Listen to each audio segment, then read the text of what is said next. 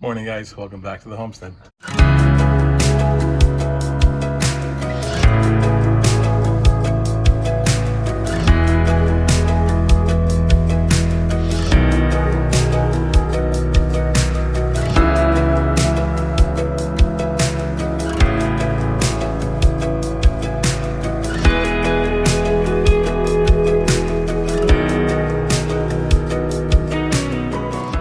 So today I want to show you a tool that we have that's made life incredibly easier on the homestead. In fact, I think it's a tool that no homestead should be without. But first, we got to make a quick trip to get some hay for our animals. We're running pretty low. As you can see, we're down to one bale. I know, guys, I know. Don't worry, I'll get you fed in a minute. Being new to having the goats, I'm still trying to figure out exactly how much hay they consume so I know what to buy that'll last me over the winter. It seems to be that they're going through about one flake almost every other day. So I guess there's 16 flakes in a bale of hay, so that looks like roughly a bale a month, but it's not quite that. They're using a bit more than a bale. So I think just to play up safe, I'm gonna pick up 10 bales now with the one I have left. I think that should probably, here in South Carolina, get me through the winter or the cold months before hay starts becoming available again. So we're feeding our goats a mix of Timothy and alfalfa hay. And they have browse and brush in their pen that they pick on, but they've picked a lot of it clean, and now with the cold months coming, that's all going to die off. So we're going to supplement a little bit with alfalfa pellets. What are you guys feeding your goats, and how's it working out for you? If you can, leave it in the comments below. Let me know what you're feeding your goats. Well, it looks like the bed of our truck's a little bit messy, so I think we're gonna have to get that sweeped up before we go get some hay. We'll add this to our bedding to be composted. We'll make for some good compost come spring. You know what, even after sweeping it out, I've got some moisture in here since we are parked under a tree. And I have an idea for drying this out. We don't want to be feeding our goats moldy hay. So here's what happened to my pantry, by the way, after I unloaded the pod. Yeah, kind of a mess. Anyway, here's my idea. When all else fails, more power.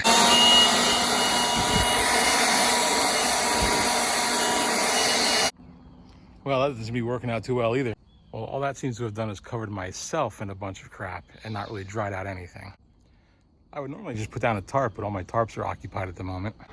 Well, got it dried off about as good as I can, and I've got these oil absorbing mats down to soak up anything that's left.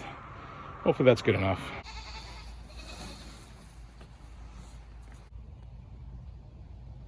All right, that ought to hold us for a while.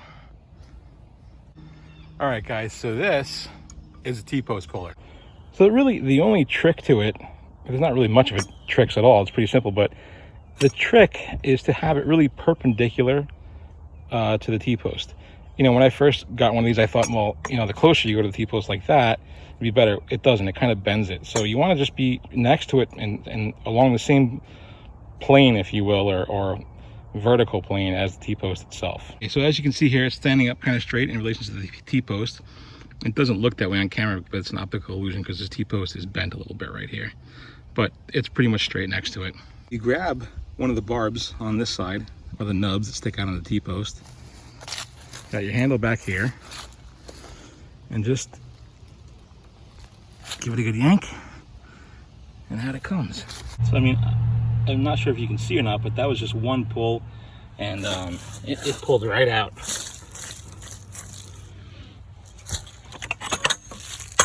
There it goes. Now this one, as you can see, is really bent. So I'm gonna see how it works on here. I've never tried one on a really bent T-post, but we'll see how it goes. All right, forgive me, I had to start and restop the camera here because I'm one-handed, and filming while trying to do anything with one hand is kind of a pain.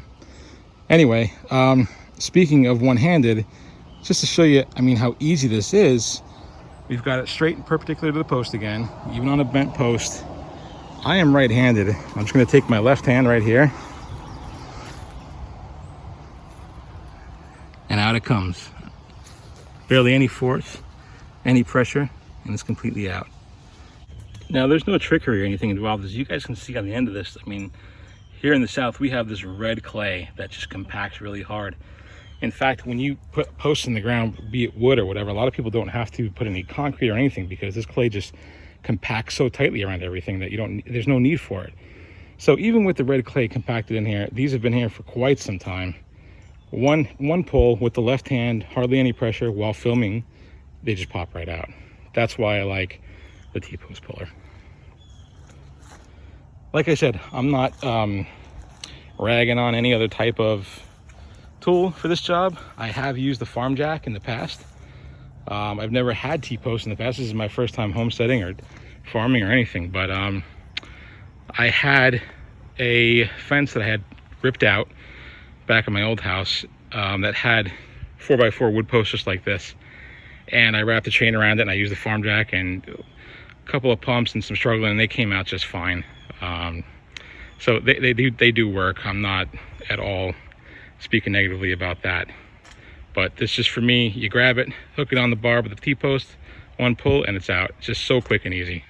So now that our hay is all done, loaded up and ready to go, we got some other stuff to do. We have a vet appointment for our little pup, our border collie pup that we got at 3 o'clock, and we got to go swap the SD cards out for our deer cam or trail cam, whatever you want to call it.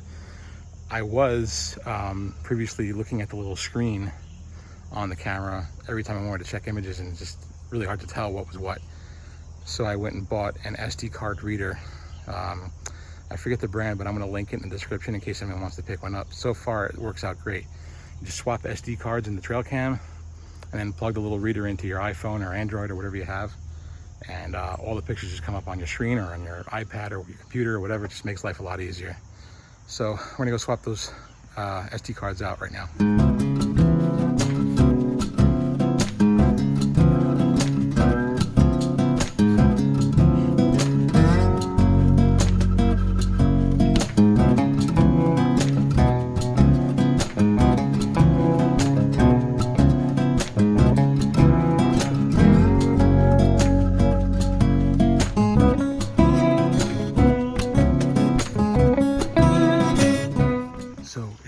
Season here now.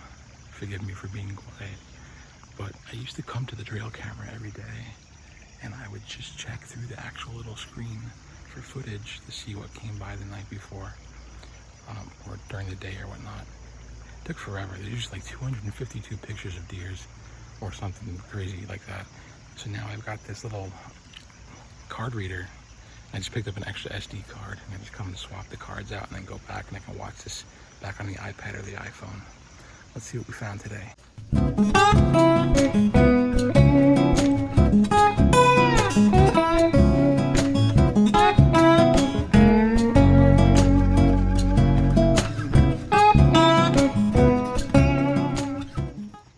So there's our blind right back there.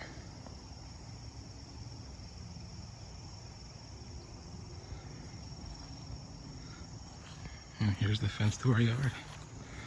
Talk about an easy commute to the hunting grounds, right? All right, so as you can see here, we got 2 does at night and a young buck on the right. I named this guy Willy Wonka.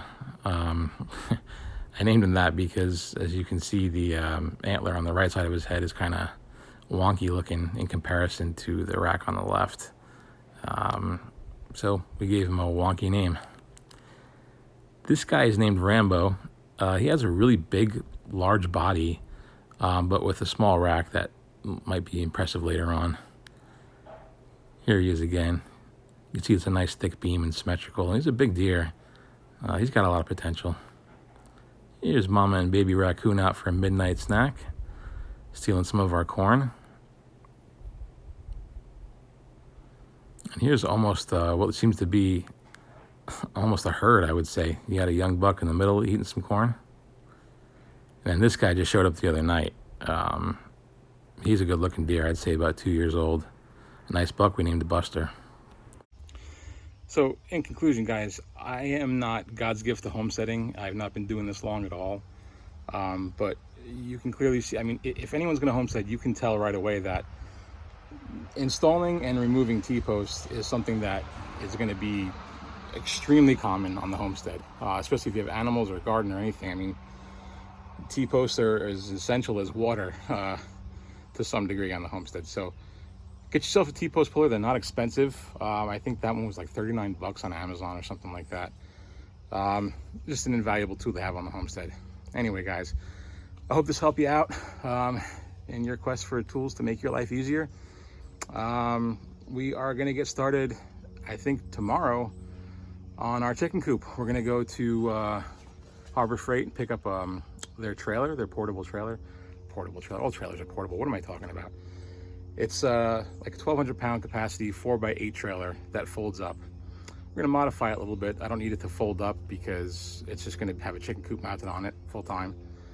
But we'll modify it a little bit, and I figured it'd be nice to have a portable chicken coop, so that if I want to ever move it around or have them go to different areas of grass or pasture, it would just, hook it up to your quad or to your ATV or whatever the case may be, or your truck, and just move it wherever you need. So stay with us. I'm going to get that started this week, and it'll be a whole build project that I'll film and document for you guys.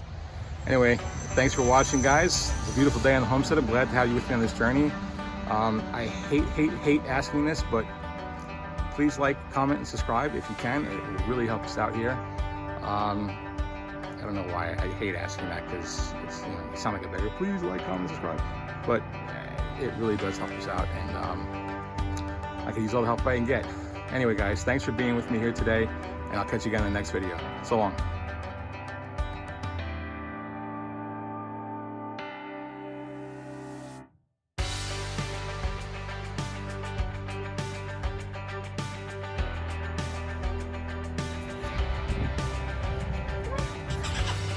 Come on, girl.